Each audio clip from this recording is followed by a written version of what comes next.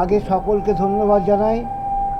আপনাদের কাছে আমরা কতগুলো অভিযোগ, যেটা কেন্দ্রীয় সরকারের পক্ষ থেকে এবং বিশেষ করে নির্বাচন কমিশনের পক্ষ থেকে যেভাবে পক্ষপাতিত্ব করা হচ্ছে আমাদের বিরুদ্ধে এবং বিজেপির সমর্থনে,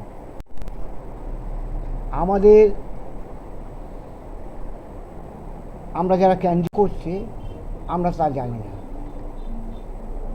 আরও আমাদের সমস্ত ক্ষেত্রে আমরা যে কাজগুলো করতে যাচ্ছি কারণে অকারণে আমাদের ছেলেদের নামে কেস দিচ্ছি এবং সেগুলো ওদের পক্ষ থেকে, এই নির্বাচন কমিশনের পক্ষ থেকে সেগুলোর পক্ষে ব্যবস্থা নেওয়া হচ্ছে। কিন্তু আমরা যেগুলো কেস করছি, আমরা যে সমস্ত অন্যায় ওদের আচরণের বিরুদ্ধে আমরা যে কেসগুলো করছি সেগুলো সঠিকভাবে পর্যালোচনা হচ্ছে না।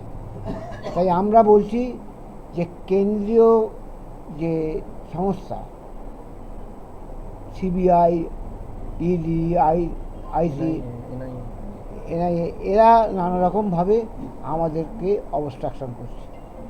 আমরা কিন্তু সহজভাবে সরলভাবে মানুষের কাছে যাচ্ছি, মানুষকে বলছি আমাদের সমর্থন করার জন্য এবং মানুষের কাছ থেকে বিরাট সাফল্য সাড়া পাচ্ছি। মানুষ ভোট দিতে আমাদের ভোট দেওয়ার জন্য উন্মুখ হয়ে আছে, কিন্তু এরা তা হতে দেবে না। আমরা বারবার বলেছি যে পুলিশ অবজারভার কেন এই ধরনের পক্ষপাতিত্ব করবে। পুলিশ অবজারভারের এই পক্ষপাতিত্বের বিরুদ্ধে আমরা আজকে সরাসরি অভিযোগ জানাচ্ছি এবং আমাদের যিনি পুলিশ অবজারভার আছেন তাকে দেখেছি, তাকে শুনেছি আমরা যে তিনি বিজেপি প্রার্থীর সঙ্গে গোপনে কথা বলছেন। সুতরাং আমরা তার বিরুদ্ধে প্রতিবাদ করছি। আর এখানে এই অঞ্চলে বা এই বিধানসভায় ওরা হালে পানি পাবে না, তাই ওরা এই রকম প্রশাসনকে সাহায্য নিয়ে, পর্যবেক্ষকদের সাহায্য নিয়ে ওরা কিছু করতে চায়। আমরা সেটা হতে দেব। আমাদের নেত্রী মমতা বন্দ্যোপাধ্যায়, আমাদের নেতা অভিষেক বন্দ্যোপাধ্যায় তারা বারংবার বলেছে আমরা যেন কোনো বেআইনি কাজ না করি, কোনো অন্যায় পথে না যাই, আমরা যেন সহজ সরলভাবে আমাদের যা বক্তব্য সেইগুলো তুলে ধরি এবং মানুষের আশীর্বাদ অবশ্যই পাবো, এই আমরা বিশ্বাস করি।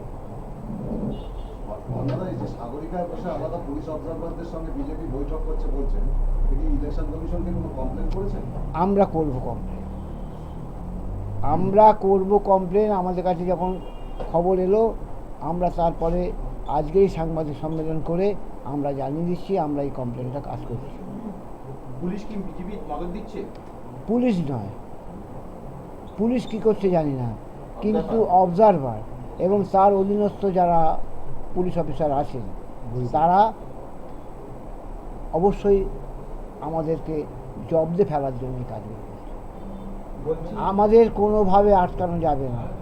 আমরা ব্যাপক ভোটে জিতব, বিপুল ভোটে জিতব, এটা একদম দিনের মতো সত্যি।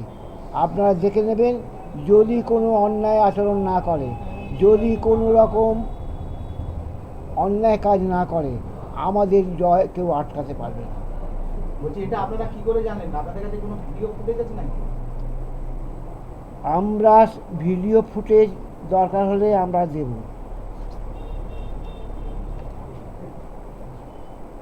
এটা কি মনে হচ্ছে বিজেপিকে জেতানোর চেষ্টা চলছে? অবশ্যই। আরে ওরা তো আমাদের কত লোক মেরেছে জানেন? তারা জীবন্ত, তারা জ্যান্ত, তারা আমাদের সঙ্গে কথা বলছে, তারা বলছে যে এরা মৃত। এরকম আমাদের বিধানসভায় 13,000-এর মতো লোক মারা গেছে, লোকে বাদ দিয়েছে। তারপরে দেখা হোক, লজিস্টিক সাপোর্ট হলো না, সুপ্রিম কোর্ট আমাদের পক্ষে রায় দিল, তারপরেও ওরা এসব করছে। বলছি যে পক্ষপাতের অভিযোগটা উঠছে তাদের তো তাদের নির্বাচন কমিশনের নিরপেক্ষতা নিয়ে প্রশ্ন উঠছে নাকি? আমরা নির্বাচন কমিশনের নিরপেক্ষতা নিয়ে প্রশ্ন করছি, প্রশ্ন তুলছি। যদি এই ধরনের কোনো কাজ হয়, যদি একটা দলের একজন যে সদস্য যে প্রার্থী তার সঙ্গে যদি নির্বাচন কমিশনার যারা পুলিশের অফিসাররা যদি আলাদা কথা বলে আমাদের তো সন্দেহ হবেই, আলাদা তার সঙ্গে কেন কথা বলবে? বিজেপির প্রার্থী ছিল সেখানে? অবশ্যই, না হলে বলবো কেন। কবে নাগাদ হয়েছে? গতকাল কাল। কারা ছিল আপনি জানেন? নাম উল্লেখ করে বলতে পারবেন? আমি নাম উল্লেখ করছি না, কিন্তু পুলিশ অবজারভার ছিল এবং বিজেপির যিনি প্রার্থী তিনিও ছিলেন। আমরা এটা কমপ্লেন করছি। আমরা এই কমপ্লেনটা আমরা সব জায়গায় করি, যারা হায়ার অথরিটি তাদের কাছে আমরা জানি। কি মনে হয় কোনো লাভ হবে অভিযোগ করে? দেখুন, মানুষ ভোট দেবে, অবজারভার ভোট দেবে না, আর পুলিশ ভোট দেবে না। মানুষ যদি ভোট দেয়, মানুষের ভোট দেওয়ার জায়গা নেই। মমতা বন্দ্যোপাধ্যায়, আমাদের মুখ্যমন্ত্রী আর আমাদের সাংসদ অভিষেক বন্দ্যোপাধ্যায় যে ধরনের উন্নয়ন করেছেন, যে ধরনের মানুষের সেবামূলক কাজ করছে, আমাদের ছাড়া অন্য জায়গায় ভোট দেওয়ার তাদের কোনো সুযোগ নেই। আপনি বলছেন যে ইলেকশন কমিশন বিজেপিকে সাহায্য করছে? আমি জানি না সাহায্য করছে কিনা, কিন্তু যদি সাহায্য হয়, যদি মনে করেন সাহায্য করছে, আপনাদের কথায় আমি বলবো, আমরা বলিনি সাহায্য করছে, আমরা বলছি এইভাবে একটা দলের সদস্যের সঙ্গে কেন কথা বলবে। আমরা বলছি না উনি ভালো করেছেন কি খারাপ করেছেন, কিন্তু এই ধরনের গোপন আলোচনাটাই খারাপ। কোন বিধানসভার বিজেপি প্রার্থী?